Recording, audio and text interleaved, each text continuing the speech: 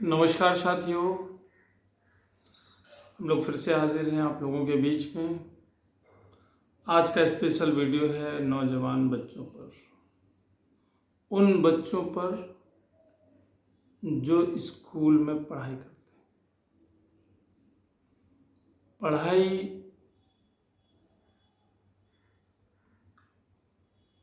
इतनी महंगी होती जा रही है और सबसे बड़ी विडंबना ये है कि ये पीढ़ी दर पीढ़ी चला आया है कि पिता हमेशा परेशान रहा कि बच्चे पढ़ाएं, लेकिन बच्चे जब हमने एक नहीं सुनी। ये शुरू से चला आया है शुरू से चला आया है कि बच्चों को आफत लगती है। बच्चे सपने में सोते समय या दोस्त यारों से बात करते हैं तो माँ उनका बस नहीं चलता, नहीं माँ बाप का मर्डर कर दे। बातों में उनके यही चिड़चिड़ाते हैं, बहुत गुस्सा आती है उनको। लेकिन ये शिक्षा प्रणाली का दोष है या शुरू से जो सेटअप बनाया गया उसमें दोष है। कमबख्त ये तरीका ही ऐसा है कि ज़िंदगी गुजारने के लिए पढ़ाई बहुत ज़रूरी है। आप अकेले नहीं हैं, आप अकेले लड़े दिरे नहीं हैं, आप अकेले ऐसे नहीं हैं जो आपका मन नहीं लगता है, खोपड़ी पटकनी पड़ती है। बहुत सारे बच्चे कहते हैं कि गणित हमारे पल्ले नहीं पड़ती, फिजिक्स केमिस्ट्री साइंस हमारे पल्ले नहीं पड़ती, इंग्लिश पल्ले नहीं पड़ती। लेकिन हमें जो है पढ़ना पड़ेगा। एक चीज़ मान लो कि जो चीज़ तुम्हें ज़्यादा डराती है वो जब तक डराती है जब तक आप उस पर सही से फोकस नहीं करते। जिस दिन तुमने मन से जो है उसके पीछे पड़ गए तो दुनिया में ऐसी चीज़ नहीं है जो इंसान जो है उस पर विजय हासिल नहीं करता। तो हमारे कहने का आज वीडियो स्पेशल ये है कि पीढ़ी दर पीढ़ी वही चीज़ होती जा रही है। पिता हमेशा जो पिता रहता है, मतलब एक प्रकार से ये पद है, उस पिता की कुर्सी है, उस कुर्सी पे जो भी बैठता है, हमारे पिताजी बैठे, हम बच्चे थे जब, आज हम लोग आए, हम फिर हमारे बच्चे आ गए, अब हम पिता की कुर्सी में बैठे हैं। उस कुर्सी के बिहाफ से हम आपको सब बताना चाह रहे हैं कि बहुत सारे बच्चों से, बहुत सारे लोगों से मैंने पूछा, उनसे जाना, जब वो ज़िंदगी की जंग से बाहर निकले और उन्होंने अच्छा खासा अपना वक्त बर्बाद किया, माँ बाप बहुत परेशान थे, अपने लिए वो दूध नहीं पीते थे और घोल के चीनी में, कहीं कॉम्प्लान में, कहीं गुड़ में, मेरा बेटा जो है दूध पिए, ताकत आए और पढ़ाई करे। दूध वगैरह तो उसने समय से पिया, लेकिन पढ़ाई समय से नहीं की। कॉम्प्लान भी समय से पिया उसने,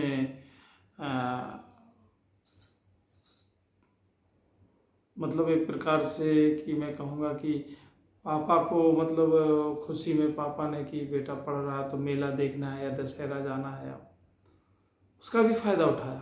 पापा ने अपने खर्चे रोक लिए और बेटे को दे दिया कि चलो भाई वो खुश हो जाएगा तो कुछ कर लेगा। लेकिन मैं तुम्हें बता रहा हूँ कि वैसे लड़कों से आज पूछा है और उन्होंने पढ़ा नहीं, वो फैक्ट्री में काम कर रहे हैं, वो समय से बूढ़े हो गए, उनके बाल झड़ गए हैं, शरीर में 9 छेद होते हैं, 9 जगह से धुआं निकल रहा है, 10वां छेद होने वाला है, वो बता रहे थे।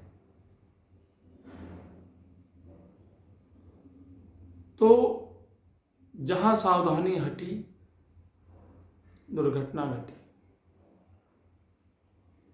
अरे भाई, करत करत अभ्यास की जड़ मत हो सुजान, हरिवंश राय बच्चन साहब, जो अमिताभ बच्चन, श्री अमिताभ बच्चन जी के पिताजी हैं, उनकी कविता है कि कोशिश करने वालों की कभी हार नहीं होती, यूं ही जय जयकार नहीं होती। तो अगर मैंने ये देखा है कि जिस बच्चे ने अगर लगन लगा ली, जिस बच्चे ने जो भी फोकस कर लिया, जो बच्चा हो, छोटे छोटा बच्चा बन के फिर आदमी बनता है, जिसने जीवन में जो चीज़ फोकस कर ली सच में, तो उसने वो चीज़ पा ली। अब ये समझ लीजिए कि विडंबनाएं पे विडंबना होती चली जा रही है। शिक्षा जो बहुत सस्ती होना चाहिए, बहुत महंगी होती चली जा रही है। शिक्षा छोटे मोटे आदमी के बस की बात नहीं रह गई। शिक्षा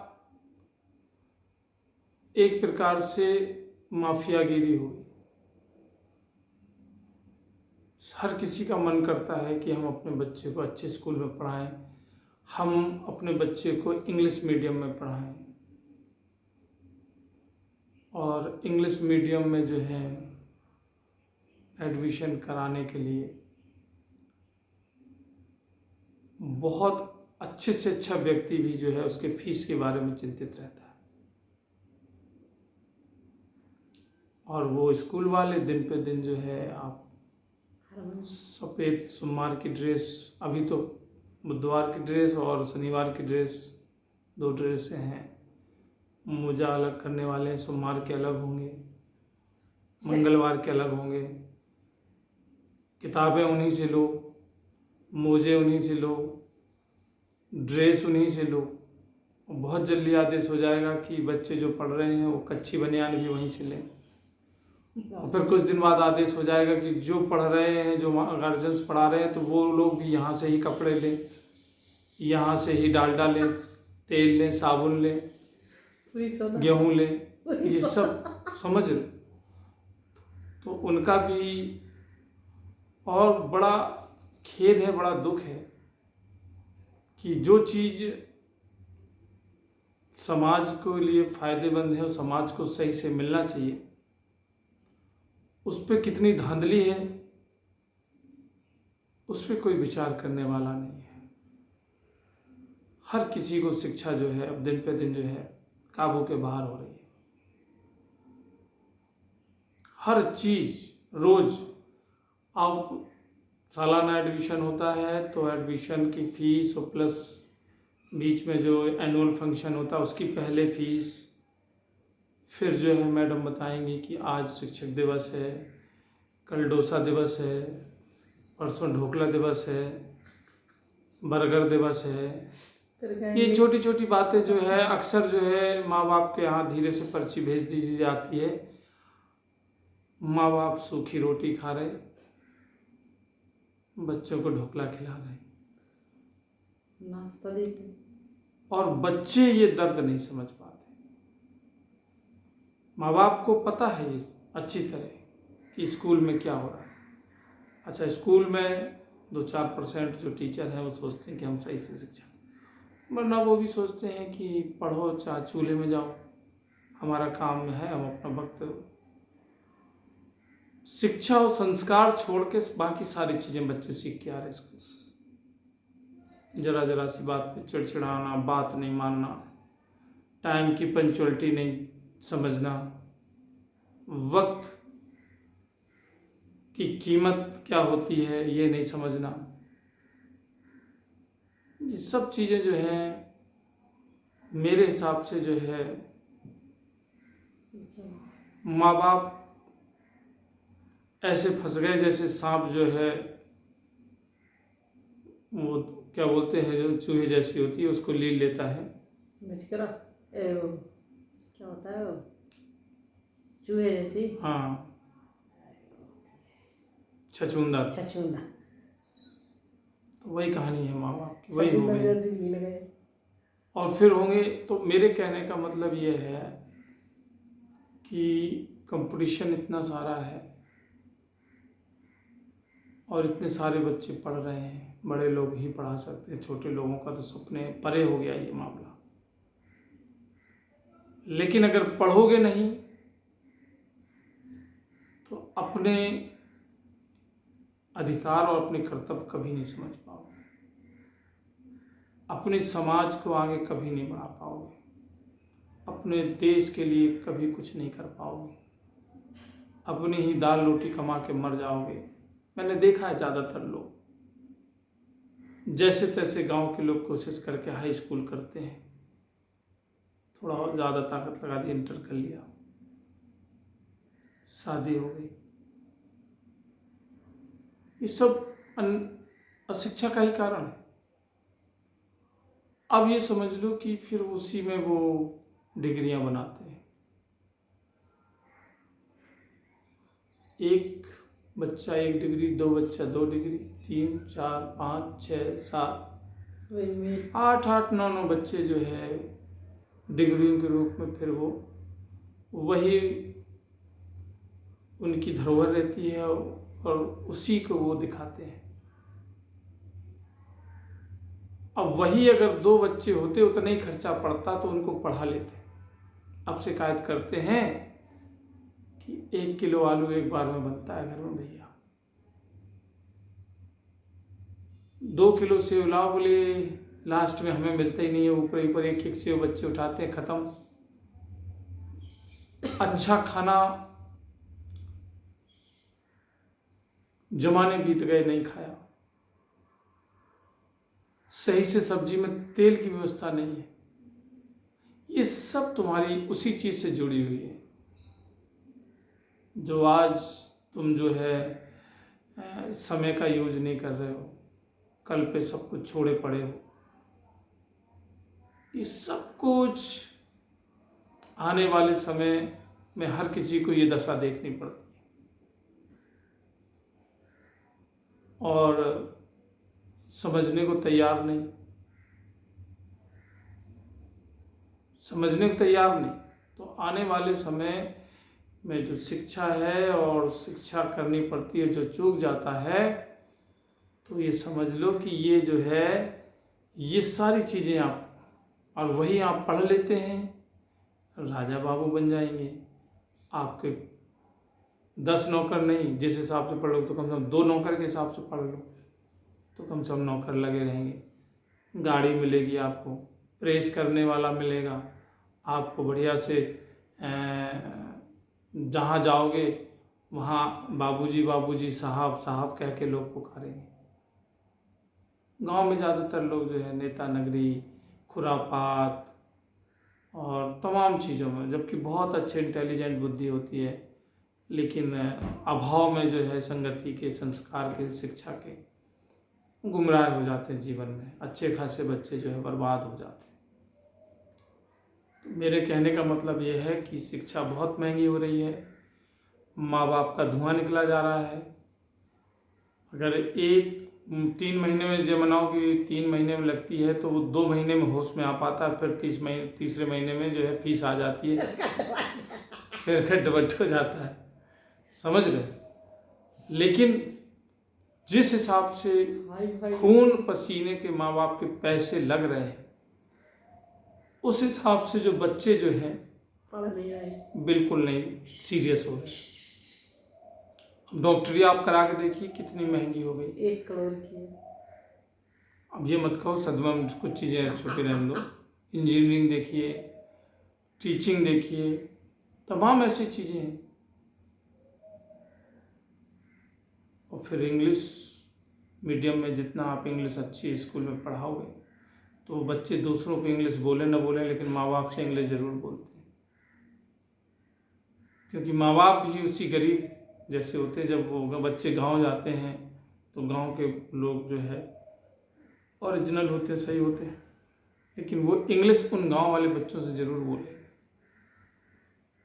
ये तो दुर्दशा है।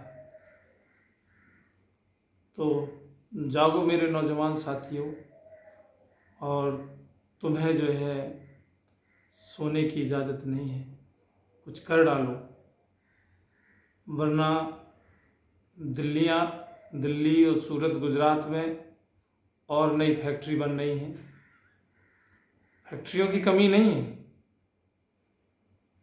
और तुम्हारे जैसे बेवकूफ़ों को यूज करने के लिए वो हमेशा स्वागत पर खड़ी हुई हैं। और आगे तुम खुद समझदार हो, तुम फैक्ट्री में जाओगे, तुम बढ़िया फिर रात दिन पधीले जाओगे। महीना 2 महीने में गांव में जब छुट्टी आओगे तो अब चूँकि बता तो सकते नहीं हो तुम कि वहाँ पे ले जा रहे हैं 2-3 जोड़ी नए कपड़े बनाकर। और मेरा साहब मेरे को बोला था मैं इधर से जाने का, मैं उधर से खाने का, मेरे को ड्यूटी जाने का। ये भाषा सील के तो गांव वालों को बड़ा प्रलोभन लगता है कि यार इतना अच्छा ये लोग जीवन जीते हैं, लेकिन सच में जो है वो बहुत तकलीफ में होते हैं, हमने देखा है। ठीक है, अपना ख्याल रखें और खुश रहें, मैं तो यही कहूँगा भैया। लेकिन जो है वक्त किसी का इंतज़ार नहीं करता। देखो मुझे अपने चेहरे पे बड़ा नाज था, इनको भी था, जाने कितने लोगों को, और हम समझ नहीं पाए, हमारी रानी सफ़ेद होने लगी। ये प्रकृति अपना काम कर रही है। आप सोचो कि आप बैठे हैं तो सब कुछ बंद हो गया है, सब कुछ रुका पड़ा है, ऐसा नहीं।